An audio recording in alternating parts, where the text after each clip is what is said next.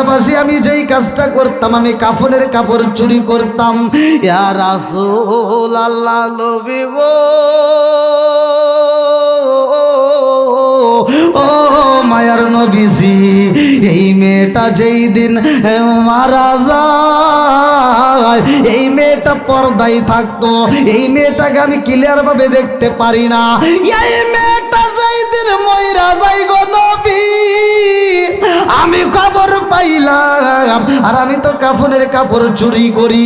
এই মেয়েটাকে যখন মাটি দেওয়া হয়, আমি রাত্রিতে একা একা গভীর রাত্রে রওনা দেই, এই মেয়েটার কবরটা খনন করি, এই মেয়েটার চাটাই তুইলা ফালাইলাম, মেয়েটার গায়ের বরণের পোশাকটা যখন কইলা ফালাইছি, কইলা আমি বাড়ির দিকে রওনা দিলাম, এমন সময় আমার শয়তানে ধোকা দেয়। কে যেন আমার কানে কানে বইলা যাই, যুবক রে, এত সুন্দর একটা যুবতী মেয়ের পেছনে কত সময় দিয়া ঘুরলা, তারে পাইলা না।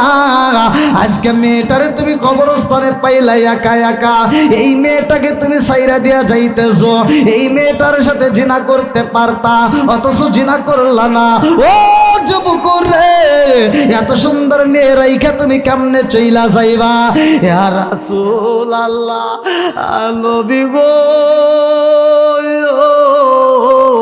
ও মায়ার নবীজি, আমি শয়তানের দুকাই পইরা গেলাম, আমি নফসে আম্মারার কারণে গো নবী, আমি আবার গুইরা রওনা দিলাম, ওই কবরস্থানে নামলাম গো নবী, ওই মেয়েটার বুকের উপরে হাত লাগাইলাম, ওই মেয়েটার সাথে যখন আমি জিনা শুরু কইরা পালাইলাম গো নবী, আমি লক্ষ্য কইরা তাকায়া দেখলাম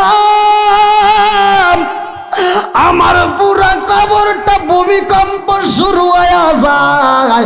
এই কবরটা যখন কাঁপুনি শুরু হয়ে যায়, এই মরা মেয়েটাও থর থর করে কাঁপতেছে। ইয়া রাসূলুল্লাহ, নবী গো,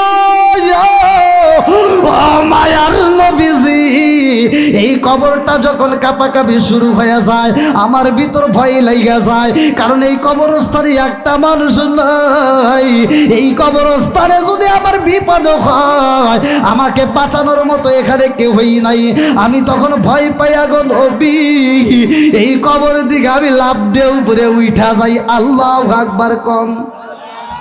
আমার এমন কোনো বান্ধব নাই যার কাছে যায় রে প্রাণ জোড়াই, আমার এমন কোনো বান্ধব নাই যার কাছে যায় রে প্রাণ জোড়াই, চিৎকার মেরে কন্যা আল্লাহু আকবার। আপনাদের কষ্ট হইতেছে ভাই? আর একটু চলবো? হ্যাঁ, আপনাদের মনে কষ্ট হইতেছে ভাই? এই পিছনের যুবকরা একটু আওয়াজ দাও, চলবানি? এই যুব সমাজ চলবানি? আমি অনেক জায়গায় ওয়াজ করলে কিছু কিছু লোকের গায়ে আগুন জ্বলে। আমি এক জায়গায় ওয়াজ করছিলাম নেশা সম্পর্কে। বর্তমান সময়ে যুবকরা নেশার সাথে জড়িত, কথা কোন ঠিক কিনা? সেই যুবকটা নেশার সাথে জড়িত, আপনারা আমার কথাগুলো নিয়ে বাড়িতে যায় মাইভে দেখেন যে কথা সত্য কিনা। যে একটা যুবক যদি নেশার সাথে জড়িত হয়, ওই যুবকের জন্য পুরো ফ্যামিলিটাও অশান্তি, পুরো গ্রামের মানুষ অশান্তি, কথা কোন ঠিক কিনা? একটা যুবকের কারণে আরো 10টা যুবক নষ্ট হয়। এই জন্য নেশা করা যাবে না, কথা কোন ঠিক কিনা? এমনও যুবক আছে নিজের বাপরে বাপ কইতে পারে না, রাত 12টার পরে দোকানে যায় কয় চাচা বাবা আসেনি, আসেন নাই? অনেক মুরব্বীরও দোষ আছে। আমি এক জায়গায় ওয়াজ করছি টাঙ্গাইলে, আমার ওয়াজ শুনে খুব খুশি, কিন্তু এক মুরব্বী কয় কি কয়, হুজুর ওয়াজ খুব ভালো হয়েছে, খালি 2 জায়গায় ভুল গেছে। আমি কইলাম কোনে ভুল গেল? আপনি যে নেশা সম্পর্কে কথা বলেন, আপনি কি নেশা করেন? কইলাম না। তাহলে আপনি তা বুঝবেন না। কইলাম তাহলে একটু বুঝান। মুদমিনুল খামার নেশা সম্পর্কে আল্লাহর রাসূল ওয়াজ করছে, প্রত্যেকটা হুজুর জানে কিন্তু কয় না। আল্লাহর রাসূল বলছে যদি কোনো ব্যক্তি কাঁচা পেঁয়াজ কাঁচা রসুন খায় মসজিদে ঢোকে, আল্লাহর রাসূল বলছে উলুকিন বিজারিয়াতিন, ওর গেটি ধরে মসজিদ থেকে বাইর করে দাও। আর তুমি কোন জ্ঞানে মসজিদের বাথরুমে বসে বসে বিড়ি খাও? আছে না নাই? নাকি এই মহিলারা বাড়ির ভিতর থেকে বিড়ির মতো ঝাড় দিয়ে দিয়ে মসজিদের বাথরুমে ফেলাইছে? এই বিড়ি ঘররাই হনে যা যা খাইছে। সূরা ৩-এর তাফসির করে সব হুজুররা, কত সুন্দর করে তাফসির করে। আল্লাহ বলছে উত্তম সূরা দিয়ে মানুষ বানাইছে, এই কথা কোনো হুজুর কয় না। আল্লাহ তো এই কথাও কোরআনের ভিতর বলছে উলাইকা কাল আনআম, এই মানুষকে আল্লাহ চার পাওয়া জানোয়ারের চাইতে খারাপ কইছে। এটা কুত্তা দেখেন খাওয়ার সময় খায়, হাগার সময় হাগে, কথা কন না কে? ও আদব বাজায় চলে। এই মুরব্বীরা আপনারা সাক্ষী দেন, আপনারা বলেন তো জীবনে একটা দেখছেন যে একটা কুত্তা খাইতেছে আর পায়খানা করতেছে? হ্যাঁ, তা করে না। ও খাওয়ার সময় খায়, হাগার সময় হাগে, কুত্তা আদব বাজায় চলে। আর তুমি কোন চাইতে মানুষেরা কি বেয়াদবের বেয়াদব, ও বাথরুমের ভিতর বসে বসে বিড়ি টানে।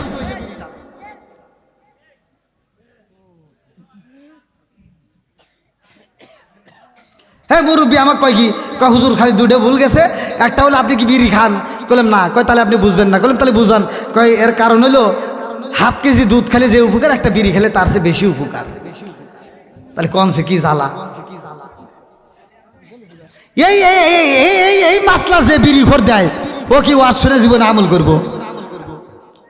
আমি কই দেখেন চাচা, আল্লাহ তো হাদিসে কুদসির ভিতর বলছে মাই ইয়াহদিয়াল্লাহু ফালা মুদিল্লা লাহু ওয়া মাই ইদলিলহু ফালা হাদিয়া লাহু। আল্লাহ যাকে হিদায়াত দেয় কেউ তাকে গোমরা করতে পারে না। কথা কোন ঠিক কিনা? একজন বিড়ি খাইতেই পারে, আবার ওয়াজ শোনার পরে আল্লাহ তাকে হিদায়াত দিতেও পারে। ঠিক আছে না? কইলাম আর কোনে ভুল গেছে? কয় আর একটা হলো ওই যে আপনি যে বললেন বাথরুমে বিড়ি খাওয়া। কইলাম হ্যাঁ। কয় ওটা কি আপনি খাইছেন কোন দিন? কইলাম না। কয় তাহলে আপনি বুঝবেন না। কইলাম তাহলে একটু বুঝান। এর কারণ হলো বাথরুমের ভিতর যদি উপর দিয়ে এটা না টানি নিচ দিয়ে ক্লিয়ার হয় না।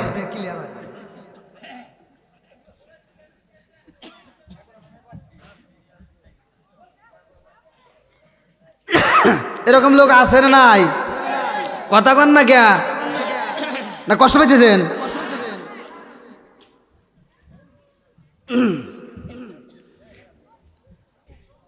না, একজন খাইতেই পারে, আবার এই আলোচনা শোনার পরে আল্লাহ তাকে হিদায়তও দিতে পারে।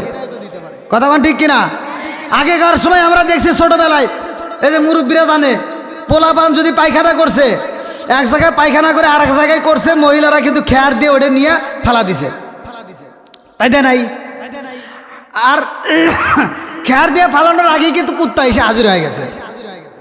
কারণ যেই বাড়িতে পোলাপান আছে সকালবেলা ওই বাড়িতে কুত্তা এসে আগে হাজির হয়ে গেছে দাওয়াত খাওয়ার লেগে।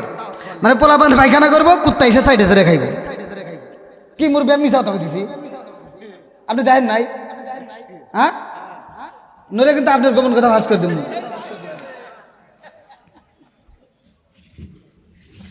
আর হাই রে খাইছে খাইছে দেখবেন, হে কুত্তা যে খাইছে, গু সাইডে যে খাইছে না, মাটি সহ সাইডে রেখেছে, মানে ওর কাছে কত স্বাদ লাগছে। আরে এখন কি কুত্তা গু খায়? হ্যাঁ না, রাস্তা দিয়ে যদি কেউ পায়খানা করে, কুত্তা ওর পাশ দিয়ে হাইটে যায়, তাও জীবনেও মুখ লাগায় না। কথা কন? কারণ সব কুত্তা একটা মিটিং দিল, ওরা বৈঠক দিয়ে আন্দোলন করলো, আন্দোলনের ভিতরে ওরা রায় দিল যে আর আমরা গু খামু না, মানুষের গু মানুষ খাওয়া ধরছে, ওরাই খাই গিয়া, ওরাই খাই গিয়া, আমরা আর খামু না। সুদ কর আছে না নাই?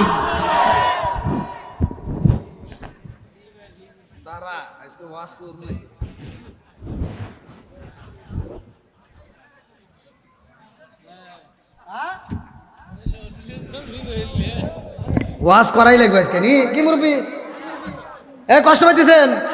এই যুবকরা চলবেন একটু। তুমি যার লাগিয়া এমবি বড় আল্লো বলে নবীর সাহাবী, আমার জীবনে আমি এত পাপ করছি গো, আমারে বুঝি আল্লাহ মাফ করবে না। আমার যাওয়ার মতো জায়গা নাই, এই দুনিয়াতে আমার কেউই নাই। নবীর সাহাবী ডাক দিয়া কয় যুবক চলো যাই নবীর দরবারে যাই, আল্লাহু আকবার কম। ও গো নবী প্যারা নবী তোমারই দরবার, যেতাই গেলে একবার যেতে চাই বারবার। ও গো নবী প্যারা নবী তোমারই দরবার, যেতাই গেলে একবার যেতে চাই বারবার। দু জাহানে চলে নবী তো তোমার জমিদারি, দু জাহানে চলে নবী তোমার জমিদারি। আল্লাহ সব কিছুর মালিক, তুমি বন্টনকারী।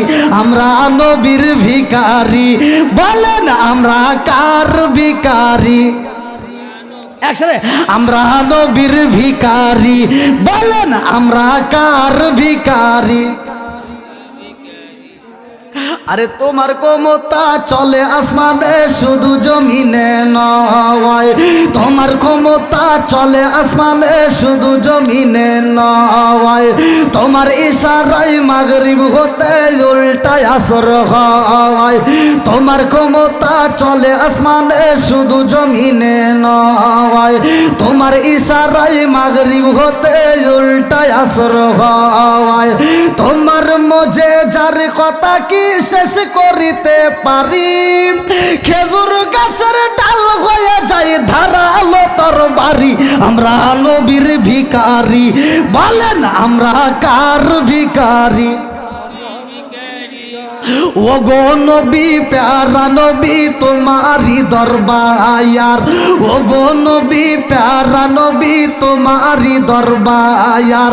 যেতাই গেলে একবার যেতে চাই বারবার, ও গো নবী প্যারা নবী তোমারি দরবার। যেতাই গেলে একবার যেতে চাই বারবার। দু জাহানে চলে নবী তোমার জমিদারি। আল্লাহ সব কিছুর মালিক, তুমি বন্টনকারী। আমরা নবীর ভিখারি, বলেন আমরা কার ভিখারি? বন্ধুরা রে আমার হযরত উমর রাদিয়াল্লাহু আনহু ডাক দিয়া কয়, যুবক ভাই চলো যাই নবীর দরবারে যাই। আল্লাহু আকবার কম। আপনারা কি বুঝবেন? শুনতেছেন? ভালো লাগতেছে? চলবনি? একসাথে বলেন। ভালো লাগবে না ওর ভিতর যার জীবনে একটা গুনাহ নাই, ওর এই শোনার দরকার নাই। কথা বল না কে? কারণ গুনাহ করছে, যুবক ফুফায় ফুফায় কাঁদতেছে, আর নবীর দরবারে যাচ্ছে, সমাধান আছে না নাই? আরেকটু জোরে কেন আছে না নাই?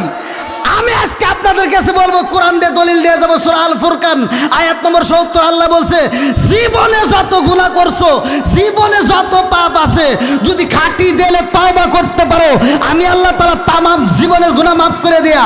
যেই পরিমাণ গুনাহ ছিল, এই অফার কি আপনাদেরকে দেবো? দেবো? আল্লাহ বলছে, আচ্ছা এই মজলিসের ভিতর সবচেয়ে যে বেশি গুনাহ করছে, এখন যদি আমি কই যার বেশি গুনাহ আছে জীবনে, একটু দাঁড়াইবো? হ্যাঁ, ওরা কি আপনারা ভালোবাসবেন? হ্যাঁ, যে সবচাইতে পাপী ওরা কি কেউ ভালোবাসবে? অথচ আল্লাহ এমন একটা সিস্টেম দিছে, আল্লাহ কোরআনুল কারীমের ভিতর বলছে, যে যত বেশি গুনাহ করছে, যত বেশি গুনাহ করছে, সে তত বেশি সওয়াব পাবে। আরে সুবহানাল্লাহ কয় না রে? সুবহানাল্লাহর অর্থ কি?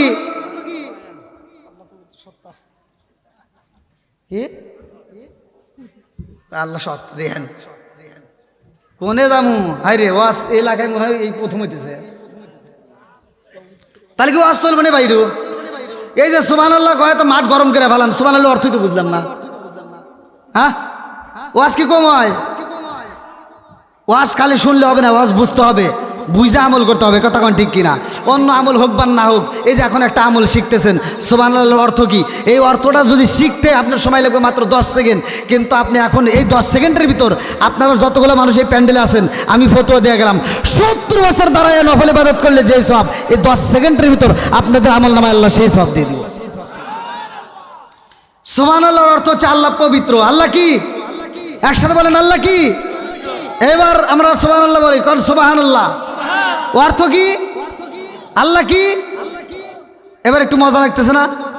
আল্লাহ কয় যারা আমি আল্লাহকে বারবার সুবহানাল্লাহ বলে, বারবার বলে পবিত্র পবিত্র, ওই ফেরেশতারা তোরা সাক্ষী থাকি, তাদের ভিতরে উল্লেখ করা হয় এই মাহফিলের চারপাশ দিয়ে একদল ফেরেশতা থাকে, যেই ফেরেশতাদের নাম হলো আল্লাহ তাআলা বলতেছেন মুকাররাবুন ফেরেশতা।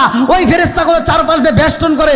আল্লাহ কয় কি হয়েছে? কয় আল্লাহ এখানে একটা বক্তা ওয়াজ করে আর সব মানুষগুলো মাঝে মাঝে সুবহানাল্লাহ, মাঝে মাঝে আল্লাহু আকবার, মাঝে মাঝে সুবহানাল্লাহ কয়। আল্লাহ কয় সুবহানাল্লাহ অর্থ কি? কয় আল্লাহ তুমি পবিত্র। কয় আমার বান্দা বারবার বলে আমি আল্লাহ পবিত্র, তোরা সাক্ষী থাক আমার বান্দাকেও আমি আল্লাহ পবিত্র করলাম।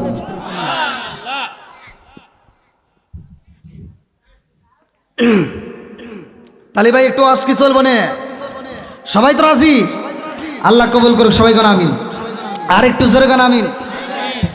বন্ধুরা রে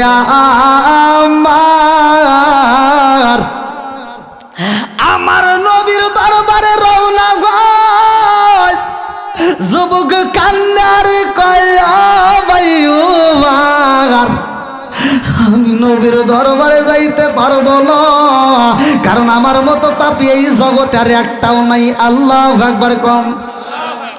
ওমর রাদিয়াল্লাহু আনহু ডাক দিয়া কই পাগলা রে, দেরি করা যাইব না, ওই নবীর দরবারে যদি যাওয়া হয় আমার আল্লাহ ভাগ্যের চাকা ঘুরাইয়া দেয়। কথা কোন ঠিক কিনা? নবীর প্রেমের যন্ত্রণা সইতে আমি পারি না, নবীর প্রেমের যন্ত্রণা সইতে আমি পারি না, মনে চায় রিয়া যাইতাম সোনার মদিনায়, মনে চায় রিয়া যাইতাম সোনার মদিনায়, নবীর প্রেমের যন্ত্রণা সইতে আমি পারি না। চিৎকার মেরে কন্যায় আল্লাহু আকবার। আমার নবীর দরবারে যায় হাজির হয়, ওই যুবকটা সেখানেও পইরা যায়, মাটির ভিতর লুটাইয়া বুকটা তাপড়া তাপড়া কান্দে আর কয় আল্লাহ আমার মতো পাপী আর এই জগতে বুঝি একটাও নাই। ওমর কয় ইয়া রাসূলুল্লাহ, নবী গো, ও মায়ার নবীজি, এই যুবকটা কি এমন পাপ করেছে রাস্তার ভিতর বুকটা তাপড়া তাপড়া কান্দে। আমার নবী ডাক দিয়া কয় যুবক কি এমন পাপ করছো এরকম বুকটা তাপড়া তাপড়া কান্দ? তুমি কি জানো আমার আল্লাহর দয়া কত বড়? আল্লাহু আকবার কর। যুবক কান্দার কয়া রাসূলুল্লাহ, নবী গো, আমার জীবনে আমি এত পাপ করেছি গো নবী, আমার মালিক বুঝি আমারে মাফ করবে না? আমার নবী ডাক দিয়া কয় যুবক মাথার উপরে কি দেখা যায়? বলে হুজুর মাথার উপরে বিশাল বড় একটা আসমান দেখা যায়। আমার নবী ডাক দিয়া কয় যুবক এই আসমানের চাইতেও কি তুমি বেশি বড় পাপ করেছো? ওই যুবক কান্নার কয়া রাসূলুল্লাহ, নবী গো, আমার মন বলে গো নবী এই আসমানের চাইতেও বেশি বড় আমি পাপ কইরা পালাইছি। আমার নবী ডাকে দিয়া কয় যুবক রে কি এমন পাপ করছো রে যুবক? তুমি চুরি করেছো নাকি? বলে না না না আমি চুরি করি নাই। কয় তুমি শিরক করেছো নাকি? কয় না না আমি শিরক করি নাই। বলে তুমি ডাকাতি করেছো নাকি? বলে না না আমি ডাকাতি করি নাই। বলে তাইলে তুমি কি করছো? মানুষ খুন করেছো। বলে হুজুর আমার জীবনে আমি মানুষ খুন করি নাই। আমার নবী ডাকে দিয়া কয় যুবক রে কি এমন পাপ করছো তুমি এমন ভাবে ফুবাইয়া ফুবাইয়া কান্দো? ওই যুবক কান্দার কয় ইয়া রাসূলুল্লাহ, নবী গো, মায়ার নবীজি আমার জীবনে আমি এত বড় পাপ করেছি গো নবী, আমার মালিক বুঝি আমারে ক্ষমা করবে না। বলে কি পাপ করছো? বলে হুজুর আমি একটা মরা সন্তান, মরা একটা মেয়ের সাথে জিনা কইরা পালাইছি। আমার নবী ডাক দিয়া কয় যুবক রে সেই মেয়েটা মইরা গেছে গো, ওই মেয়েটার সাথে তুমি কেমনে জিনা করলা? ওই যুবক কান্দার কয় হুজুর বড় ভুল করেছি গো নবী, আমি কাফনের কাপড় চুরি কইরা বাজারে বিক্রি করতাম। ও মায়ার নবী গো, পাশের গ্রামে একটা সুন্দরী মেয়ে ছিল, যেই মেয়েটাকে আমি প্রেমের প্রস্তাব দিলাম, যেই মেয়েটাকে আমি ভালোবাসার অফার দিলাম, ওই মেয়েটাকে আমি ভালোবাসার অফার দেই, কিন্তু মেয়েটা বলে না না না না, আমার দ্বারা সম্ভব না, আমি আমার মালিকরে ভয় পাই। ওই মেয়েটার সাথে আমি জিনা করতে চাইলাম হুজুর, ওই মেয়েটা রাজি হয় নয়, ওই মেয়েটা কোনোভাবে আমার প্রস্তাবে রাজি হয় না। ওই মেয়েটার পিছনে আমি অনেক সময় দেই, কিন্তু মেয়েটা আমাকে সময় দেয় না।